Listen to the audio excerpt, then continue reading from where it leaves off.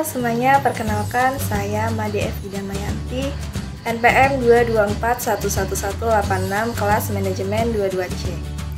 Hari ini saya akan berbicara tentang topik yang penting dalam statistika ekonomi, yaitu uji normalitas. Uji normalitas adalah salah satu alat statistik yang digunakan untuk mengidentifikasi apakah data kita memiliki distribusi yang mendekati distribusi normal atau Gaussian. Apa itu distribusi normal? Sebelum kita membahas uji normalitas, mari kita pahami apa itu distribusi normal. Distribusi normal juga dikenal sebagai distribusi Gaussian. Adalah distribusi probabilitas yang memiliki beberapa karakteristik penting.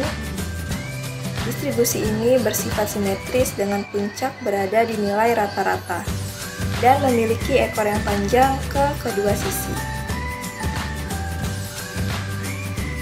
Mengapa uji normalitas penting? Normalitas adalah asumsi penting dalam banyak analisis statistik. Banyak metode statistik seperti uji hipotesis, parametrik, dan regresi mengandalkan asumsi bahwa data diambil dari populasi yang mengikuti distribusi normal. Oleh karena itu, penting untuk memeriksa normalitas data sebelum menerapkan metode ini.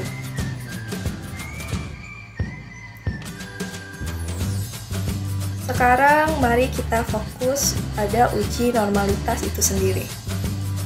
Uji normalitas adalah alat statistik yang digunakan untuk mengukur sejauh mana data kita mendekati distribusi normal.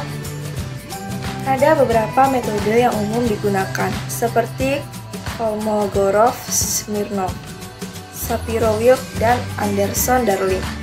Mari kita perhatikan beberapa di antaranya. Yang pertama, uji Kolmogorov-Smirnov. Uji Kolmogorov-Smirnov adalah salah satu uji normalitas yang paling umum digunakan. Uji ini mengukur sejauh mana data kita cocok dengan distribusi normal dengan membandingkan fungsi distribusi empiris data dengan fungsi distribusi kumulatif normal. Yang kedua, uji Shapiro-Wilk. Uji Shapiro-Wilk adalah uji lain yang sering digunakan.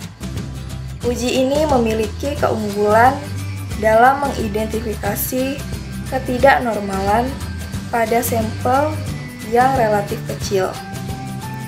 Hasilnya adalah statistik uji W, yang jika mendekati 1 menunjukkan bahwa data mendekati distribusi normal.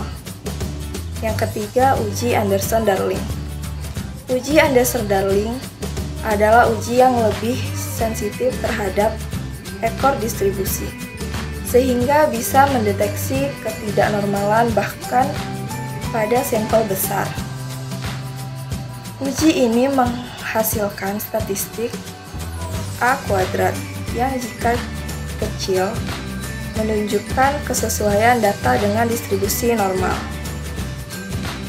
Selanjutnya, cara melakukan uji normalitas. Bagaimana melakukan uji normalitas? Yang pertama, kita mengumpulkan data kita. Kemudian, kita memilih salah satu uji normalitas yang sesuai dengan situasi kita.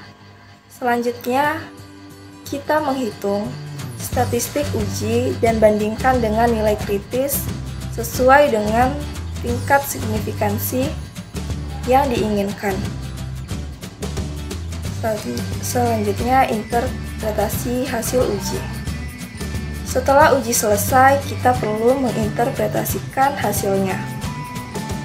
Jika nilai P lebih besar dari tingkat signifikansi yang ditentukan, kita tidak memiliki cukup bukti untuk menolak hipotesis bahwa data kita mengikuti distribusi normal. Jika nilai P lebih kecil dari tingkat signifikansi, kita dapat menyimpulkan bahwa data kita tidak mengikuti distribusi normal. Terakhir, kesimpulan. Dalam statistika ekonomi, uji normalitas adalah langkah penting dalam memeriksa asumsi dasar dari banyak analisis statistik. Memahami distribusi data kita adalah kunci untuk mengambil keputusan yang tepat dengan uji normalitas. Dengan uji normalitas, kita dapat menentukan apakah data kita sesuai dengan distribusi normal atau tidak. Baiklah, itu saja yang dapat saya sampaikan. Semoga presentasi ini membantu Anda dalam memahami uji normalitas dalam statistika ekonomi. Sampai jumpa di video selanjutnya.